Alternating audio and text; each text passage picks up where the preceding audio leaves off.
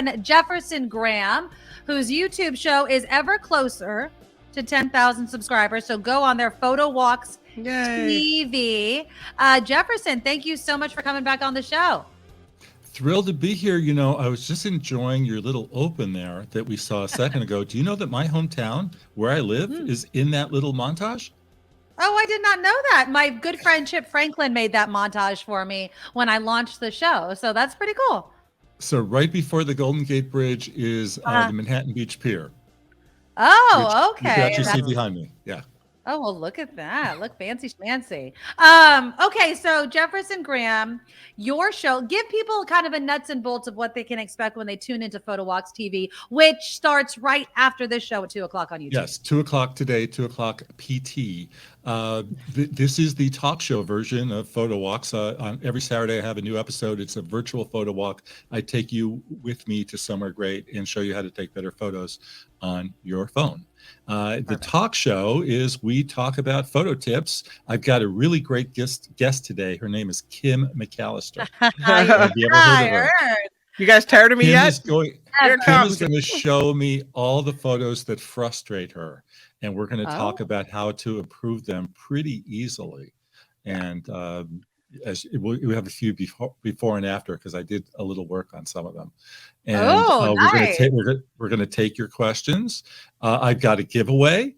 I don't have it right here, but I've got a nice little video light for your phone, and won't cost you anything. All you have to do is tune in, and we're gonna have some fun. Sweet. Okay, so again, PhotowalksTV. Make sure that you like and subscribe his show and get him to 10,000 as soon as he can.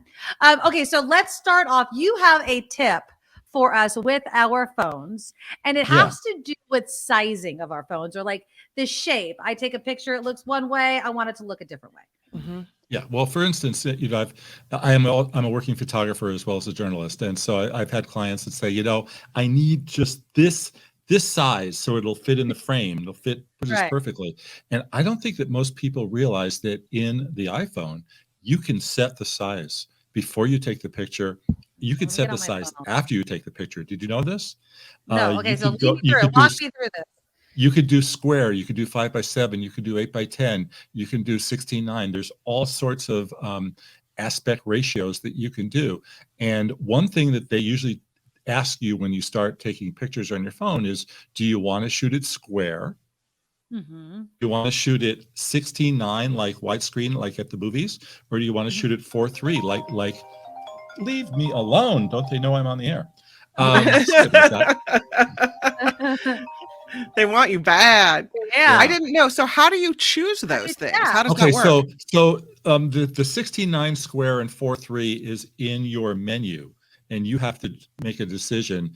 It by default goes to 4:3, and I've always said, don't do square. Square is the old format that everybody liked to use on Instagram. Don't go square, because if you go square, you can't get that other stuff back. But it turns out you can. In the cropping tool, it's in when you edit a photo and you hit crop at the top of the screen, there's a little yellow box. It's the third one from the right. And if you click on that, you can readjust it to your heart's content. And I think it's pretty cool. Okay, so cropping tool. I'm on the cropping tool. Yeah. So I took a picture of myself just now. Okay. Do you see the little third one from the right at the top? Do you see it? So, okay, hold on. You're gonna walk me through this. So here's my phone. I just took this picture of myself. Okay. Click edit. Okay, so I'm clicking edit, and then I do what? And then click the crop button at the bottom. Right. You know the crop button? Yeah. Yeah, the one that has the square that kind of goes like this, right? And now at the top of the screen, there's a bunch of different boxes. Oh, I see it. Okay, so there's square, there's wallpaper, there's the original. I have freeform, square, and wallpaper. And then you should have more than that. If you 9x16, 4x5, 7.5, 4.3, lots of fun stuff. That's right cool. now. Everyone's got their phone in their hand, and they're like, "Oh yeah, I see what she's talking about right now." Yeah. Okay. I get it. So now, what's the best one to use for social media? Would you say, if I want to post on Instagram, which one should I use? Well, I would crop it to square afterwards. I wouldn't tell you to go take a square photo Okay. unless you feel like it. There's a lot of places that really like the square format. YouTube, by the way, since we're all Mhm. YouTubers, there's a community section. Do you ever use that? Mm, no. Okay, so What is that's where that? you can post a photo every day and it goes out to all your followers. It's in the Oh, community tab on your channel, but you can't I'm do that. learning It is things. Okay. cropped. And so if you go, like I usually go into Photoshop and I make it 10 by 10, which is a square, but you could Okay. take the photo and crop it to square because otherwise they're just going to cut the sides out. So, Yeah. and also, so I would recommend doing a lot of square for social. Looks really good. I Also, like it. a lot of news organizations are doing square photos on Instagram and they're putting headlines on them Yeah. Yes. and say link in bio, go check us out.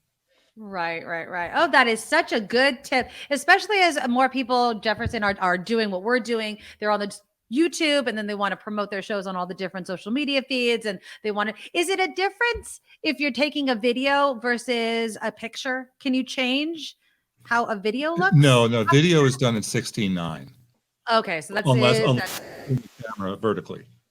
okay. Okay, so that's it. By the way, I enjoy your shorts. I enjoy your shorts. You're doing, Oh yeah. you're doing TikTokers. Yeah, I'm trying, my friend. It's a lot to do right before the show launches, but I'm trying to get them in every day to help promote the show, of course, and do those sorts of Every things. But I'm learning YouTuber, about cropping. yeah, all YouTubers should do lots of shorts because YouTube promotes shorts big time. Yeah. I usually do about 3 to 5 every day. Oh wow, look at you. You're an overachiever. I need to get on. I need to get 15 What's your your second, plan. what's Yeah. your 15 favorite second clip. I mean, Yeah, it's what's your easy. favorite video editing software to edit those down? well, I shoot the short and I post it, and That's it? I use the editing Yeah. tools on YouTube to do the edit. Okay. Unless it's more pronounced, then I'll do it in Final Cut because I use Final Cut Pro to edit all my programming. All right. Okay, so we're gonna show you two different Yes. pictures Mhm. because you're gonna help us out take better moon shots. Okay. Okay. Yeah. Again, this is Jefferson Graham with PhotowalksTV. TV. Yeah. I'm gonna start with mine. Where's my picture? Oh, here it is. Okay, so full disclosure, I was driving. The moon looked pretty amazing, and so I took this picture from my car. It's okay, but like, how do I get it to be sharper? Well, first of all, we have to manage expectations. You're taking a picture with a cell No. phone camera. You don't have an expensive camera. You have a cell phone camera. You I wanted to shouldn't act be like able one. to get great moon shots on a cell phone camera. You just shouldn't. Really? Why And not? I and want it all, Jefferson. I mean, it you seems like those can't have it. billboards are really selling me that I could take really great Okay, close-up pictures if of you things. wanted to do a really great moonshot, you get out of the car. We'll start there. Get out Well, of the that's the car. first thing I didn't do, but okay. Yeah.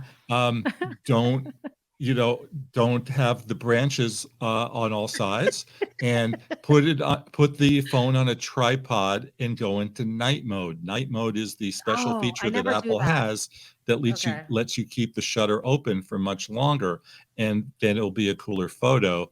But it's an automatic feature, and you get the most for your money when you put it on a tripod. And Night Nikki, mode. you How do can you get a get into little night tripod. mode? Okay. It's automatic. Oh, it's You automatic, so I don't you do anything. can't ask for it. It automatically goes there when it's dark. Now, Nikki, you can get a little tabletop tripod and have it in the car and just stick it Oh, on that's a good top idea. of the roof the next time you want to run and get your shot. Okay. You can, by the way, go to night mode if you have a Google Pixel. It's a selection, not like an on the iPhone where it's automatic. Yeah, and it's automatic on the iPhone, but you can tweak it and ask it to keep the shutter open for longer. Yeah, So I that's agree what with John's John. also saying. Yeah, shutter speed is key. Okay, Kim, let's show your picture. Now, this was the moon bow, The right? other night, it was after the rain, and we were driving downtown to dinner. So this also was a car picture. And I saw the moon, beautiful bright moon, with a rainbow, a circle rainbow around the moon, and then clouds on the outside, and the clouds were lit up with rainbow colors. When I took the picture, you couldn't see the rainbow around the moon. All you could see was Cloud City. I was also in a car at a stop sign, and my husband was like stopping for longer than he should have so I could catch the shot, but it didn't do it justice. Well, first of all, I think you did really nicely considering that you took it on a Yeah. cell phone camera. Secondly, as you will see, I've done some editing and I think we got a pretty nice shot.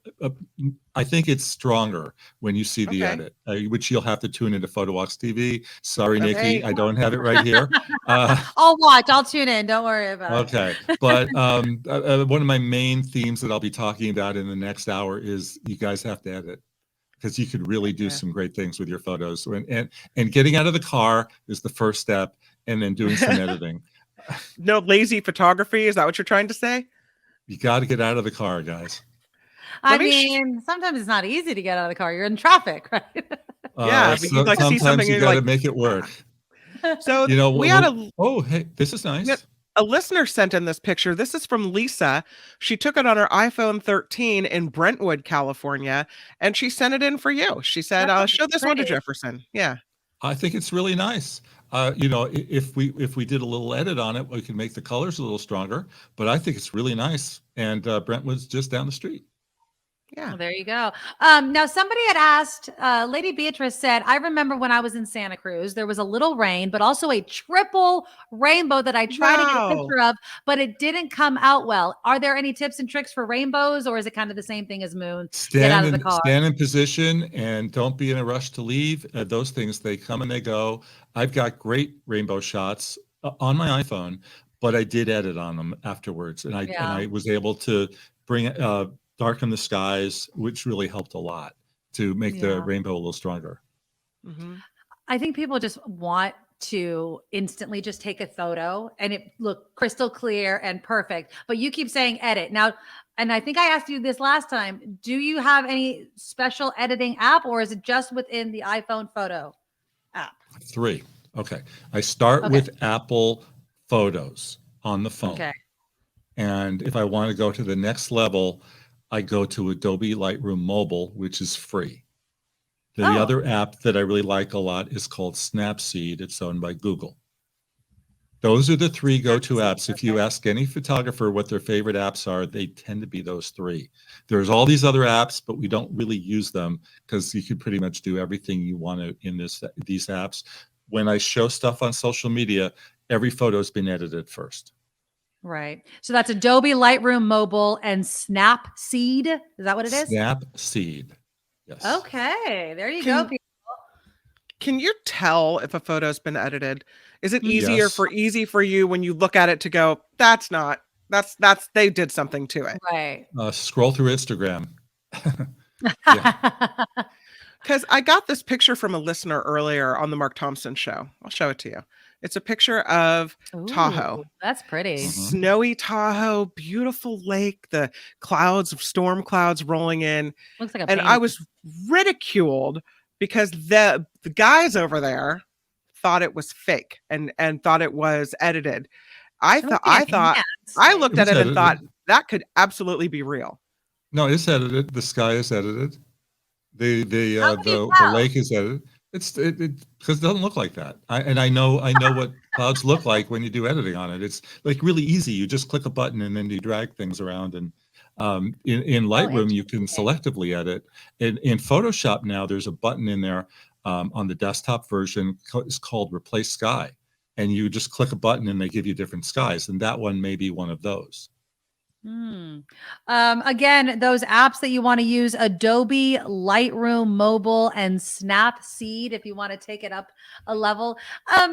You know, do some people just edit too much though? I always feel like with filters and all these colors, do you have a favorite filter, Jefferson? Or do you just like to edit? Filters. I don't like the filters. I use the tools in these editing apps. I use sliders. There are sliders in the app. As in the Apple Photos app. You know, there's the blacks and there's contrast and you just try to go as far as you can without going overboard. Yeah.